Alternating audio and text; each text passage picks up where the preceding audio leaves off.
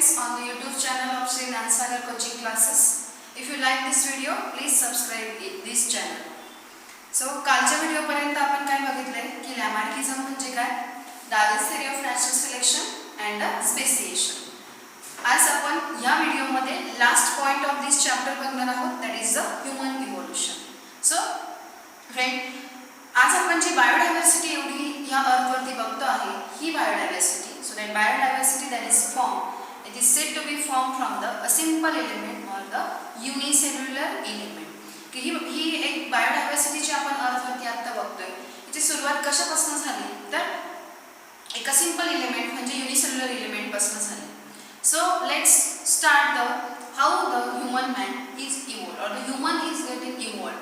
So evolution of human आपण कसं झालंय ते बघणार आहोत.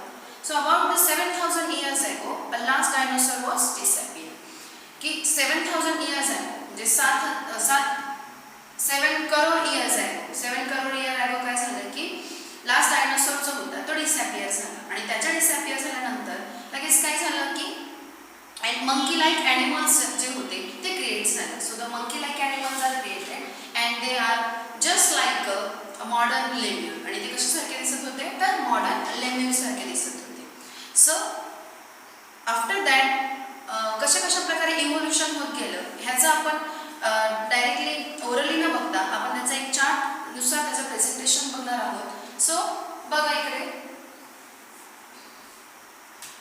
About the 7 crore years ago, 7 crore years ago on the entire earth. Entire earth म्हणजे वेन कधी झालंय, कुठे झालंय, on the entire earth various mammals are evolved like a lemurs, like a monkey-like animals are evolved. So we can say that it is a various mammals are evolved and there is an extinction of the dinosaur. So that at that time, जेव्हा dinosaur extinct झाले तेव्हा various mammals हे evolved झाले. So about the 7 crore years ago. त्यानंतर काय झाले 4 crore years ago in the Africa. म्हणजे आता इथे आफ्रिका का दिलं तर याचा जो शोध होता किंवा हे सर्वात अगोदर जे याचे काही फॉसिल्स असतील किंवा रिमांड्स असतील हे इथे आफ्रिकामध्ये सापडलेले असतील म्हणून आपल्याला ती इन्फॉर्मेशन दिली. So about 4 crore years ago in Africa tails disappears. So the animals which lemurs like जे animals होते त्यांची टेल काय झाली डिसअपियर झाली आणि ते जे ॲनिमल होते त्यांची जे ब्रेन होता तो एनलार्ज झाला आणि त्यांच्या हँड्सची सुद्धा काय झाली तिकडे इम्प्रूव्हमेंट झाली. मग या हँडची इम्प्रूव्हमेंट झालेली किंवा ब्रेन एनलार्जमेंट झालेली टेल डिसअपियर झालेला जो ॲनिमल होता त्याला नाव दिलं गेलं एप्स आणि तो कुठे सापडला होता in Africa. Apps like animals जे होते ते पुढे स्प्रेड झाले. एप लाईक ॲनिमल्स अगोदर आफ्रिकामध्ये सापडले, त्यांचे जे सर्वात अगोदर जे होते एप्स ते आफ्रिकामध्ये सापडले. त्यानंतर this apes like animals are spread out to the south and north east Asia. मग ते एशियन कॉन्टिनेंटमध्ये साऊथ आणि नॉर्थ ईस्ट एशियामध्ये ते स्प्रेड झाले. So after that 4 crore years ago काय झालं south and north east Asia म्हणजे साऊथ आणि नॉर्थ ईस्ट एशियामध्ये आपल्याला ह्या एप पासून इव्हॉल्व झालेले ॲनिमल्स दिसले. So south and north east Asia and about 2 crore years ago in Africa. मग enlargement of brains and strength in their legs म्हणजे काय झालं की हे जे एप्स होते ह्या एप्सची ब्रेन एनलार्जमेंट झाली आणि ब्रेन एनलार्जमेंट झाली आणि त्यांच्या लेग्समध्ये सुद्धा स्ट्रेंथ निर्माण झाली आणि त्यामुळे काय होतं की south and north east Asia and in Africa. So in 4,000 crore years ago south and north east एशियामध्ये जो ॲनिमल इव्हॉल्व झाला त्याला आपण म्हटलं gibbon and orangutan. And about the 2 crore years ago in Africa this animal evolved from the apes are the gorilla and the chimpanzee. मग हे gorilla आणि chimpanzee जे होते ते काय झाले 2 करोड इयर्स ago evolved झाले. So around the 2 crore years ago, some species of apes started evolving in different directions. काय झालं की पुढे हे जे 2 crore years ago, some species of apes started in the different direction, started evolving in different directions. म्हणजे एप्सचं evolution हे वेगवेगळ्या डिरेक्शनने झालं. सो अगोदर काय होतं की हे जे ॲनिमल्स होते एप्स लाईक ॲनिमल्स हे कुठे राहायचे तर ट्रीजवरती राहत होते. So by changing the climate and dry environment lost the forest cover. म्हणजे काय झालं की क्लायमेट चेंज झाला, एन्व्हायरमेंट ड्राय होत गेलं म्हणजे झाडं सुद्धा नष्ट होत केले, त्यामुळे हे जे ॲनिमल्स होते एपचे, जे अगोदर झाडांवरती राहायचे, ते झाडं सोडून कुठे आले आहेत, जमिनीवरती, लँडवरती राहायला सुरुवात केली. So they descends from the trees and started living on the land. की पूर्वीच्या काळी झाडं होते आणि नंतर मग हळूहळू ड्राय झाल्यानंतर एन्व्हायरमेंट ड्राय झालं किंवा मग जमीन आली आणि त्यामुळे काय झालं की ते झाडांवरून खाली उतरले आणि जमिनीवरती राहू लागले. So increasing the use of hands for feeding and the working.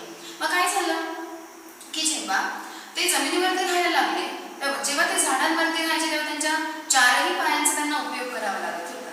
पण जेव्हा ते जेव्हा जमिनीवरती आले तेव्हा त्यांना काय झालं की त्यांच्या दोनच पायांचा त्यांना उपयोग करावा लागला किंवा ते करत होते आणि त्यामुळे त्यांचे जे हँड होते ते फ्री झाले आणि त्या हँड्स जे फ्री झाले त्या फ्री हँडचा उपयोग ते कशासाठी करू लागले, for the feeding and the working. म्हणजे खाण्यासाठी किंवा काम करण्यासाठी ते त्यांच्या हँडचा वापर करू लागले. म्हणजे त्यांचे हँड इथे डेव्हलप झालेले आहे. हे या एजचं आपल्याला दिसते अबाउट द और अराउंड द 2 करोड इयर्स अगो. सो अप्रॉक्सिमेटली 2 करोड इयर्स अगो, 2 करोड इयर्स अगो in Africa. So walking of 2 legs instead of 4. मग आपल्याला इथेच मी तुम्हाला सांगितलंय की जे 4 लेग वरती चालत होते ते आता 2 लेग्स वरती चालतात. So walking on the 2 legs instead of 4 and development of the lumbar bones and walking a semi erect position. So the first human like man, that is a Ramapithecus man, is developed here around the 2 crore years ago. म्हणजे की काय होतं, जेव्हा ते 4 पायांवरती चालत होते तेव्हा त्यांची पोझिशन जी होती ती पूर्णपणे वाकलेली होती. म्हणजे ते पूर्णपणे खाली चालायचे. बरोबर. मग जेव्हा ते आता उभे राहिले, कारण काय झालं की त्यांच्या दोनच पायांचा वापर करत आहे आणि हँड जेव्हा त्यांचे फ्री झाले आणि हँड फ्री झाल्यानंतर काय झालं की त्यांची जी पोझिशन पूर्ण खाली होती ती थोडीशी वर आली, कारण त्यांच्या लंबर बोन्स म्हणजे त्यांच्या पाठीच्या कण्याचं काय झाले, डेव्हलपमेंट झाली आणि त्यामुळे ते काय झाले की थोडीशी त्यांची पोझिशन जी होती ती ताठ व्हायला लागली. म्हणजे ते सेमी इरेक्ट पोझिशनमध्ये आले. म्हणजे पूर्ण ताठही नाही आणि पूर्ण वाकलेले नाही, अशा सेमी इरेक्ट पोझिशनमध्ये ते उभे राहायला लागले. सो या मॅनची हे डेव्हलपमेंट झाली आणि फर्स्ट एक्झाम्पल तुमचं जे ह्युमन लाईक ॲनिमल होतं ते रामापिथेकस होतं. लक्षात ठेवा, it is very important. Y हे इम्पॉर्टंट का आहे, कारण यावरती तुम्हाला MCQ विचारला जाऊ शकतो की first human like animal was dash dash, की पहिला ह्युमन लाईक ॲनिमल जो होता तो काय असेल, तर इट इज द रामापिथेकस. हे MCQ ला तुम्हाला विचारलं जाऊ शकतो. सो अप्रॉक्सिमेटली 2 करोड इयर्स अगो दिस man was developed, that is a Ramapithecus. Now next, okay, approximately 40 lakh years ago in South Africa, apes become larger and more intelligent. म्हणजे ते larger झाले, त्यांची साईज वाढत गेली. की जिथे आपण बघितलं की 7 करोड इयर्स अगो जेव्हा लेमूर क्रिएट झाला तर तो इव्हॉल्व झाला, तर त्याची साईज अगदी छोटी होती आणि जसं आपण पुढे जातो तशी तशी साईज काय होत चालली त्यांची, लार्जर होत चालली. So their brain is also developed and that is why they are more intelligent and the larger. Then approximately 50 lakh years ago, 50 lakh years ago in China, Indonesia, in Asia, आशिया खंडामध्ये China आणि इंडोनेशियामध्ये skilful man develop झाला and that man would walk with upright. आणि मग पुढे हा man जो होता तो अपराईट वॉकिंग करू शकत होता. म्हणजे तो आपण जसं आता चालतो आहे तसं चालणं हे या मानवाला आलं होतं आणि तो स्किलफुल मॅन होता. स्किलफुल म्हणजे त्याचं कौशल्य त्याने प्राप्त केलेलं होतं वेगवेगळ्या प्रकारे आणि त्यामुळे स्किलफुल मॅन इथे डेव्हलप झाला approximately 50 lakh years ago and human like animals इथे डेव्हलप झाले. ही सुरुवात अगोदर आपण इथे बघितलं रामापिथेकस हा ह्युमन लाईक ॲनिमल होता आणि त्यानंतर ह्युमन जे आहे ते इथून स्टार्ट झाले अँड द राईज होमो जी सिरीज आहे, आपण म्हणतो होमोची सिरीज इथून काय झाली, सुरुवात झाली. So the genus Homo get started from the 50 lakh years ago. 50 lakh years ago this genus get started. Okay, now approximately 1 lakh years ago. 1 lakh years ago काय झाले की Africa, Asia and Europe, Africa खंडामध्ये, Asia आणि Europe खंडामध्ये काय झालं तर upright walking man तर झालाच, पण त्याची जी ब्रेन होता त्याची अजून एनलार्जमेंट झाली, म्हणजे ब्रेनची डेव्हलपमेंट झाली आहे. अँड वेल डेव्हलप ब्रेन झाल्यानंतर या मानवाने या ठिकाणी या अराउंड 1 lakh year ago आगीचा शोध लावला. The use of fire by this man. हा मॅन जो होता तो फायरचा यूज करू लागला होता, म्हणजे ते अग्नीचा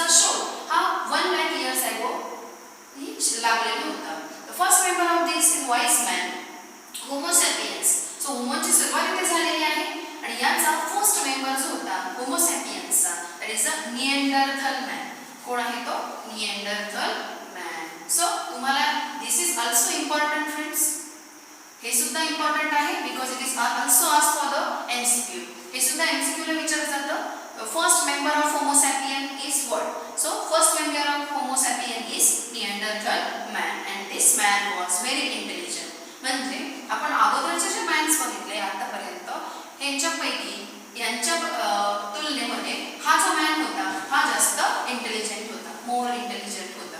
सो हे एमसीक्यू तुम्हाला विचारलं जाऊ शकतं, लक्षात ठेवा. Then approximately 50,000 years ago in Africa, Asia and Europe, evolution is a very fast rate. म्हणजे आता इव्होल्यूशन तुम्ही बघताय बघा की 7 करोड, मग 4 करोड, मग नंतर 2.5 करोड आलं, मग 2 करोड आलं, मग 140 लाख आलं, बरोबर. मग अशा प्रकारे करोडमध्ये होतं आणि त्यानंतर जर पुढे आपण बघितलं तर ते 1000 मध्ये चेंज झालं. म्हणजे रेट जो होता इन्क्रीमेंटचा तो कसा झाला? एकदम फास्ट रेट झाला. इव्होल्यूशन हा व्हेरी फास्ट रेटने झालं. सो त्यावेळेस जो मॅन डेव्हलप झाला so that man was Cro Magnon man. This is also for asking for the in exam for MCQ. This is also important. Which man is develop around the 50,000 years ago. कोणता man 50,000 years ago develop झाला? That man is Cro Magnon man. की 50,000 वर्षापूर्वी कोणता man develop झालेला आहे? क्रो-मॅग्नन man. की जेव्हा evolution जे होतं ते व्हेरी फास्ट रेटने झालं. ते around 10,000 years ago on entire earth, सगळ्या अर्थवरती, not the in the particular continent और इन पर्टिक्युलर कॉन्टिनेंट और in the country. So on entire earth the invention of the agriculture. मग 10,000 वर्षापूर्वी काय झालं तर ॲग्रिकल्चरचा शोध लागला. त्यानंतर रेअरिंग ऑफ कॅटल म्हणजे जे लोक होते, जे मॅन तिथे डेव्हलप झाले ते मॅन शेती करू लागला. त्यानंतर तो मानव जो होता तो काय करू लागला तर पाळीव प्राण्यांना पाळू लागला.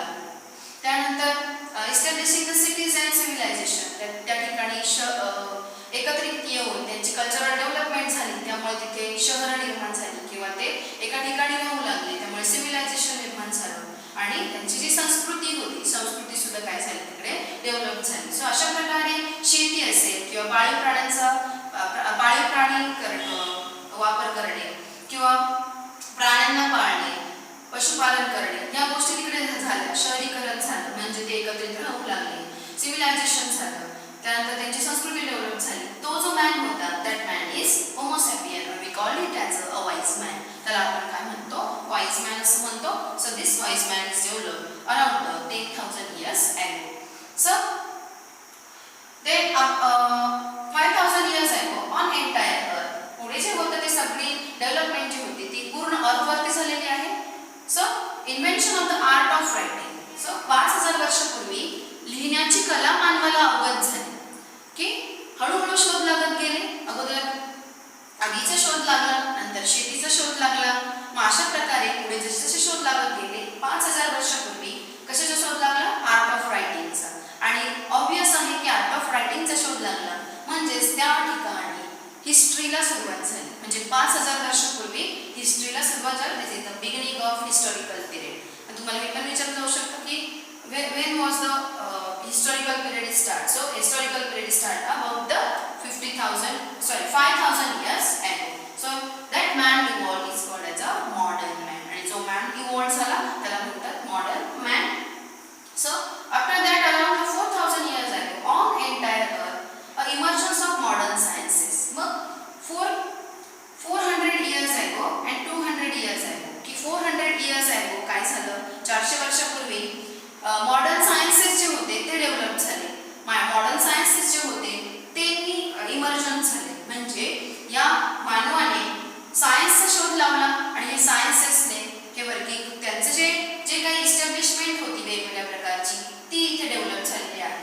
सो कल्चरल इव्होल्युशन झालंय त्या मॅनचं आणि सायन्स डेव्हलप झालंय. Around 200 years ago on the entire rises of the industrial society. So अशा प्रकारे सायन्सचा शोध लागला आणि सायन्स जसं जसं पुढे आलं तसं तसं काय झालंय पुढे इंडस्ट्री डेव्हलप झाल्या आणि इंडस्ट्रियल जी सोसायटी होती ती डेव्हलप झाली आणि अशा प्रकारे काय झालं की हा मॅन जो होता तो डेव्हलप झाला आणि आज आपण बघतोय की अशा प्रकारे आजचा जो मॅन आहे तो या ठिकाणी डेव्हलप झालेला आहे. So we have reached at this stage and still we are searching about the history of the human evolution. आज आपण या स्टेजवरती आलेलो आहोत आणि तरीही आपण ह्युमन इव्होल्युशनची हिस्ट्रीही बघत आहोत. सो अशा प्रकारे ह्युमन इव्होल्युशन हे तुम्हाला 5 मार्क्सचा क्वेश्चन देखील विचारला जाऊ शकतो पेपरमध्ये. 5 मार्काला हा पूर्ण क्वेश्चन विचारला जाऊ शकतो. सो तुम्हाला कुठल्याही प्रकारे याचं वर्णन घ्यायचं नाहीये. फक्त 7 करोड इयर्स ॲगो कोणता मॅन डेव्हलप झाला, कुठे डेव्हलप झाला, 4 करोड इयर्स ॲगो कोणता मॅन डेव्हलप झाला, कुठे झाला, त्याची ब्रेन डेव्हलपमेंट कशी झालेली आहे, 4 crore years ago after 2 crore years ago काय झालं, एक कसा डेव्हलप झाला, त्यानंतर 40 लाख इयर्स ॲगो काय झालं, बरोबर. त्यानंतर 15 लाख इयर्स ॲगो कशा प्रकारे होमोसॅपियन्सची सुरुवात झाली, निएंडरथल मॅन आला, क्रो-मॅग्नन मॅन आला, मग कशा ॲग्रिकल्चरचा शोध लागला, फायरचा शोध लागला, मग पुढे जे त्यांची सिटीज निर्माण झाल्या, सिव्हिलायझेशन झालं, अशा प्रकारे वाईज मॅन डेव्हलप झाला, मग सायन्सेस आले, इंडस्ट्री आली इथपर्यंत. सो स्टील टुडे आतापर्यंत सुद्धा ही ह्युमन इव्होल्युशन होतच आहे आणि पुढे होतच राहणार आहे. आणि तरीही हा शोध घेतला जात आहे की अजूनही यावरती स्टडी केला जातो. ही जी सुरुवात होती ह्युमन इव्होल्युशनची ही कुठून झालेली ते आताही आपण स्टडी करत आहोत. सो अशा प्रकारे हाच आपला शेवटचा पॉईंट ह्या चॅप्टरचा होता आणि तो आपण इथे क्लिअर केलेला आहे. So here our chapter is in this video. So if you like this, please subscribe this channel.